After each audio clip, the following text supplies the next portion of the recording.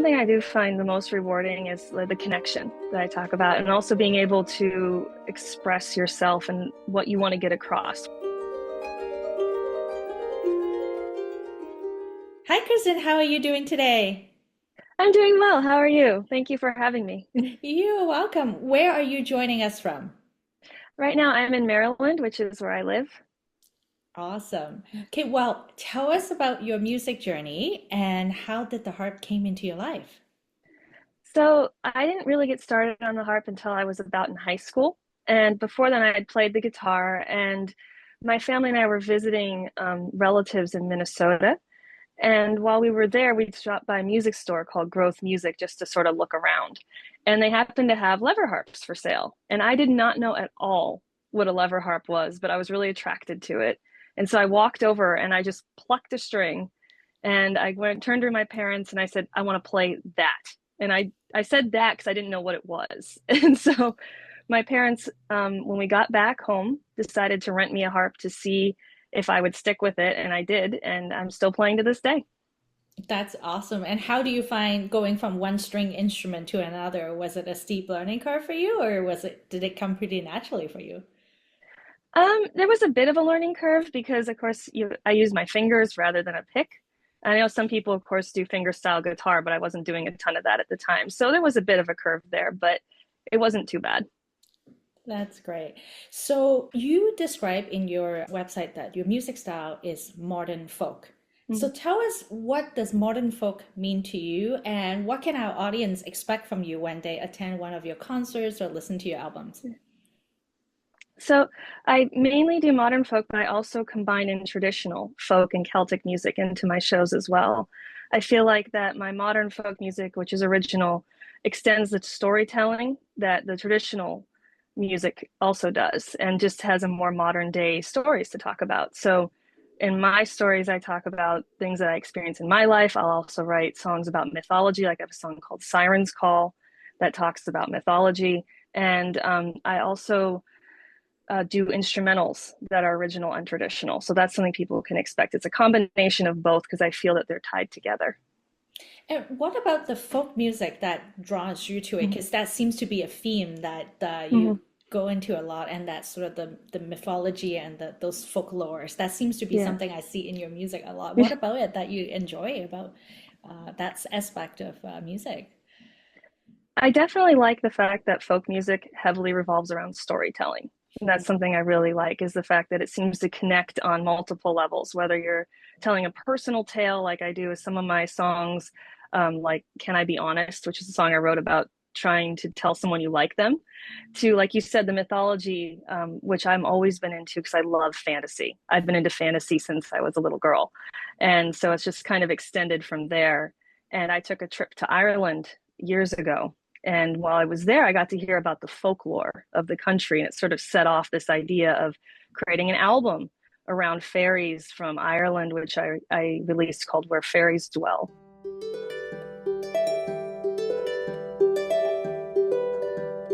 When you hear sweet melodies in the air, can't seem to find from where they come.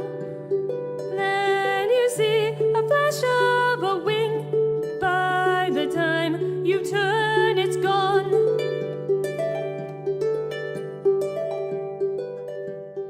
And then I sort of did an offshoot of a short album of original tales of mythology called Realm of Enchantment. Yeah, we're gonna dive into some of your Yeah. music in a later Mm-hmm. discussion, because I really want to kind of get a sense of how you take your inspiration and then put it Mm-hmm. into music. But you are also a songwriter. You write songs and you sing with your playing. And is would that storytelling be that main draw to get you into writing songs? What are some of the things that really you find challenging and also rewarding Yeah. about writing songs? So the one thing I do find the most rewarding is the connection that I talk about, and also being able to express yourself and what you want to get across, whether that's an emotion or an actual theme or just a solid point in your music. And Mhm. so for me, I love being able to delve into all sides of it. I love talking about tragedy, which I did in a song called Horseshoe.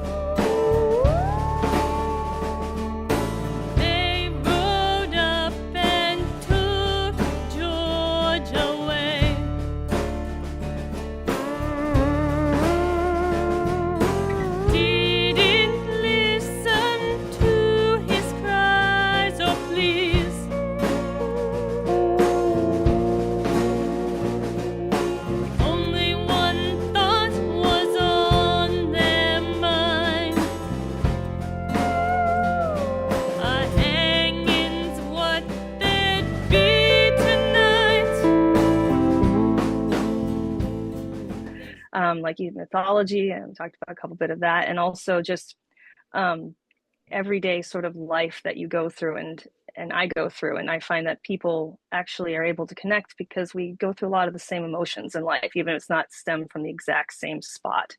Hmm. And have you been writing songs for a long time? Is that something that you have always enjoyed?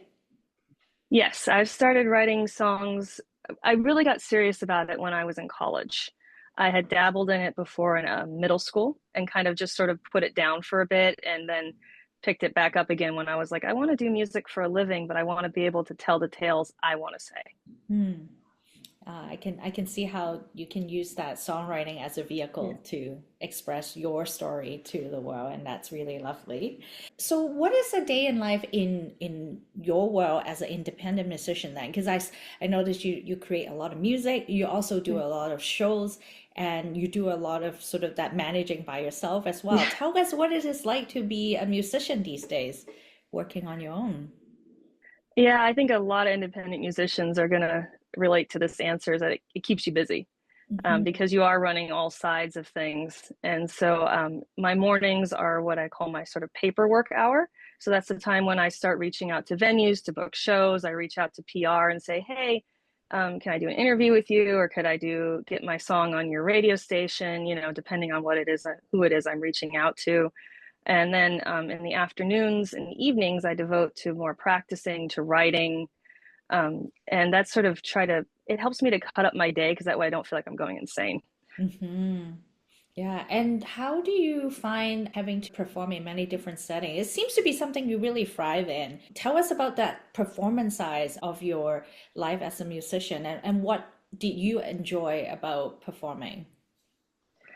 Yeah, so I started because I wanted to get out there and perform. And so I just started taking jobs, sort of whatever came my way, whether it was private event work or it was a coffee shop. I've played in grocery stores, and then it started moving to festivals, everything from folk festivals, songwriter festivals, Renaissance festivals. And basically, if someone says, hey, do you want to play here? Or I sort of find a venue, I just sort of reach out and be like, can I come? Can I play? And I just love performing. I love getting to, see that interaction with the audience and the performer. And all these settings really give it to you in different ways. So if I do like a Mhm. pathway show, people will just come up to you and just talk to you, and you get to have that really great connection with folks. And that's the same way even with stages too, because afterwards you can come down and talk to people and you just get that connection again. Yeah, there's something about a live music session that you can get that you'll never experience on an album, isn't it? Yeah. Yeah, and I often like I found performing in front of others very challenging, and some people obviously kind of thrive in that environment. Do you have any tips in terms of sort of how you make yourself a better performer that you can share with us? I think the best thing that actually helped me, because I was nervous when I first started performing, is someone, I think it was a teacher, who told me, she said, the audience wants to have a good time. They're not here to actually judge you or pick on you or anything like that. They're coming because they want to be entertained. They want to have fun. And so if I look at it from that perspective, it really helped me because I'm like, if I'm having fun, then they're going to have fun. And it works that way for me, at least. Hmm. Yeah, that is very true. I mean, no one goes to a Yeah. show thinking they're gonna look at how miserable the musician is. I think a lot of it Yeah. is in our minds too Hmm. when we're Yeah. playing on stage. That's a really good tip. Thanks for sharing that. Yeah. And let's talk about your albums because you have created a number of them and you already alert to sort of some of the music in your album. Tell us about that evolution of your music. What kind of music have you been creating? Is there anything in the hopper on the future that you're working towards that you can share with us? Would love to hear sort of more, maybe some of the pieces that you really feel near and dear. And if you can Hmm. share some stories behind them with us, that would be fantastic. Oh, sure. So I have two full-length albums out and two EPs and a couple singles. And all of them can be found on all the streaming sites that you can access. And so my first album I came out with was a short album called Fringe. And that was my first time sort of delving into songwriting and recording and even trying to find the sound I wanted because that has other instrumentalists on there with me. And I was like, I want something that keeps the spirit of the traditional folk music alive, of the storytelling, but also could be heard on the radio. And so I started sort of diving into working with, drums that you might hear that has a more modern sound to it, and bass guitar. And I came out with six tracks on that album. And I really love the fact that it sort of shows where everything started and how I started sort of developing my sound. And then I kind of split away from that briefly after going to Ireland, like I mentioned, to create this album called Where Fairies Dwell, which is a solely harp and voice album. And it has mostly traditional pieces on there, but a couple of original ones, because I was like, I want to still be able to have a bit of my own tales on there to blend in with what the old tales are and tunes. And then from that one, and that one I like because that one has a piece actually specifically called Where Fairies Dwell on it. And that was inspired by my listening about the folklore of fairies and how they like to capture people and take them away to the fairy realm. And the next one actually went back to doing folk music again. And that's called Tales, Trials, Truths. Full band on there, started delving more and more. And that one I did actually submit, worked with a company called the Planetary Group, I believe was their name. And they helped me get that on the radio. And that one has harp on it. It has full band. It has also me playing guitar. And some of my favorite, at least harp pieces on there, are a song called Sail Away, which was inspired by widows' walks in Georgia, where women would go up on these really tall, high up balconies on their homes. And they would wait for their husbands, who were sailors, to come. And a lot of times they wouldn't come back because the ships would sink. And so they got to be known as widows' walks. And I created a whole fictional story around that, and about a woman who's waiting for her significant other to come home.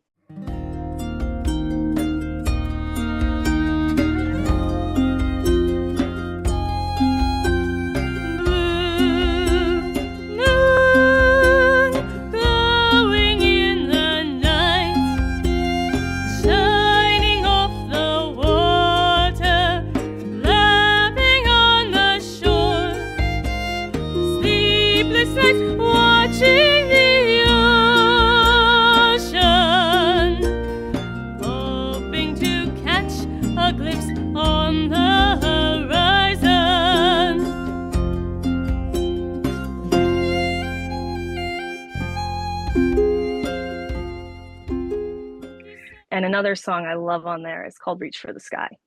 And that one is inspired by the 4th of July, where I was watching fireworks and a little boy was sitting on his father's shoulders.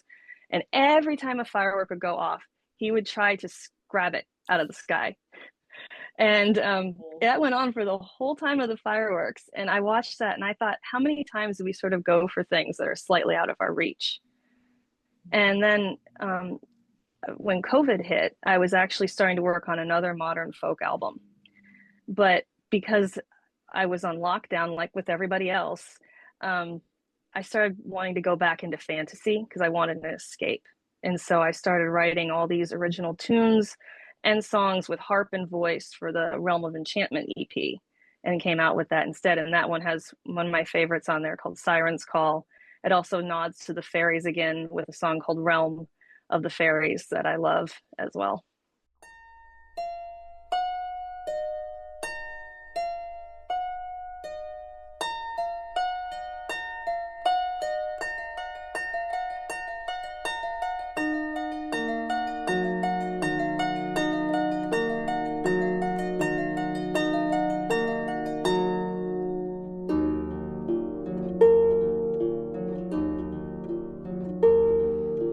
Listen to a tale an old sailor told to me about his ship that wrecked. The only survivor was here. After they left dock, their journey seemed to be cursed. The endless crashing waves, the ship felt like a floating hearse. can kind of see how your personality still thread through all these albums, even though you're dabbling into different topics Mhm. and maybe trying out different things. And how did you find when COVID hit and we were in lockdown, did it impact your performance a lot? Because a lot of us couldn't really gather in public places. Yeah, definitely. I mean, I was upset because like a lot of people, of course, because I was slowly getting emails of venues I was supposed to be playing at saying, we're not doing shows right now. We don't know when shows are going to come back, and I was just sitting there getting email after email, and I was actually experiencing somewhat of writer's block because I'm sad. I'm very Mhm. sad. And so it helped me because I was like, what if I get out of reality and into fantasy? And that way it's not dealing with my life right now. It's just dealing with a fictional world. And that was much easier for me to write. Yeah, it gives you a little bit of escape, and hopefully your audience too, a little bit of an Yeah. escape from Hmm. the harsh reality. And looks like things are getting back on track now, and I'm following you on your Yeah. social media and I'm seeing you performing. Where do you usually perform, and like what are the kind of shows that you enjoy doing, and how can we stay in touch with where you're performing? Because you do quite a lot of Yeah. shows. Yeah, so if you want to find out where I'm performing, I do have a list on my website, which is kristinrebecca.com. And then I also do update all my social media, specifically, Facebook. I do a lot of posts up there, saying this show's coming up or that one. And then I do add that to my stories on Instagram as well. Mhm. Both of those are Kristin Rebecca Music. Um, and, you know, it's really hard for me to pick a favorite venue to perform in because they're all so different. It's just you can't compare the two, any of them. The best part is always just when I have be able to talk to people after a show. That's the thing I love the most about it. Mhm. Do you find it challenging playing the harp outdoor in terms of like keeping it in tune and all that? Because you do a lot of outdoor shows. Yes. Yeah. Yeah, I do. And actually one of the hardest things I find too is with wind. And I tend to stand and play a lot, especially if I'm doing concerts. And I'll have high winds come up, and I can actually feel the harp almost being pulled away like a sail. And I'll be sitting there Wow. trying to hold it down with my arms and wrists while I'm playing. Yeah, it's different, isn't it, performing Yeah. outdoor? And I would like you to tell us the story of your harp because I saw Yeah. pictures of it on your Hmm. website. And if you could tell our audience about a harp, we love harps, obviously, in Yeah. here. Yeah. That would be great. So the one that's mainly in my pictures is actually not the one that's beside me right now, but it's another Kamek Azalis. It's an older model, and it actually has a really meaningful story behind it. Is as I was graduating high school and I really had started to get into playing professionally, my grandmother, as a graduation gift, helped purchase the instrument as a high school graduation gift. And I had really wanted a Kamek really bad because I got to play one that someone else had. And I was like, I love it. I love it. And someone was reselling theirs. And so I really wanted it. My grandma's like, well, you're graduating, so I'm going to buy this for you. And so it was her way of just really helping me. And now it's sort of every time I play it, I think about her. That's great that you have a Yeah. special connection with your instrument too. Yeah. Yeah. Is there any things that you would like to do with your career going forward now that you have tried different sounds and kind of carve out a little bit of path? What do you see yourself doing, say like, a couple of years down the road? Yeah. Where would you like to take your career? So I have gone back into the studio and I've recorded some tracks and I'm submitting those right now. I'm hoping to actually release my next album through a label. I'm hoping to get a team together of management and agent to help with the side of growing and getting connections in my career. I would love to take the harp into a very mainstream setting, if possible.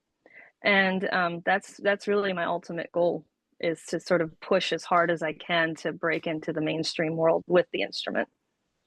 I'm hearing from quite a lot of guests about wanting the harp to be more in the spotlight and being Hmm. recognized as instrument, just like, a guitar or other like violins that are more widely Yeah. accepted. So I'm very excited from that perspective to kind of see where the my guest is going to take Yeah. the harp to in the coming years, and how much more of an audience we can grow, because I Hmm. feel like there is lovers for harp, but there's more out there that still haven't discovered this beautiful instrument and the sound of it. So Yeah. Yeah, it's been really exciting to see a lot of different harpists, using the instrument in all types of areas and venues and watching it just grow. mhm. And as you said, in the spotlight. Yeah, and when you perform with the harp, do you find that a lot of people are just seeing the harp for the very first time or haven't had a lot of interaction with the harp before? Yeah, I get that a lot actually when I play a lot of venues. They'll be like, we never had a harp here before. Hmm. And so it makes me happy because, the fact that I'm able to take it somewhere that maybe it hasn't been seen as much and Right. help bring the instrument more to light. Hmm. And what kind of theme are we going to see in this new album that you're making? Is it going to be another blend of your original tunes with some folk songs? Like what can we expect? So this one would be a full-length album, and it would be songs at this stage. I am working on tunes, but that would be a whole separate project. Mm. And it would be definitely have harp on there. We also have other instruments, but it's only like about two other instruments with per track. So it would be me playing harp with two accompanying instruments, or in other cases, guitar with two accompanying instruments. All right. And would it be your website and social media that will be notified when this Yeah. album is ready for the world? That's awesome. Yeah. So I'm going to share your social media profile in our video description. So for our audience, Kristen actually have reached out to me some time ago, and I got really busy, and I haven't really got the chance to connect with her until now. But even when I reflect on sort of when you first reached out to now that we have a chance to talk, I've kind of seen how much more you have achieved with your Yeah. music and getting out there. So I recommend everyone to check out her album. I love The Realm of Enchantment. I think that Oh, is a gorgeous album, and the music are available in all kinds of streaming platform. And when in doubt, go to her website. There's a link to everything as well. So I wish you a very successful new album. And I would love to talk to you again when your new album come out and maybe share some of your experience with us about bringing this album to life if you're interested. oh, that would be great. Thank you. I'd like that. That's great. Thank you so much for taking the time to connect with us today. Thank you for having me. It was wonderful talking to you.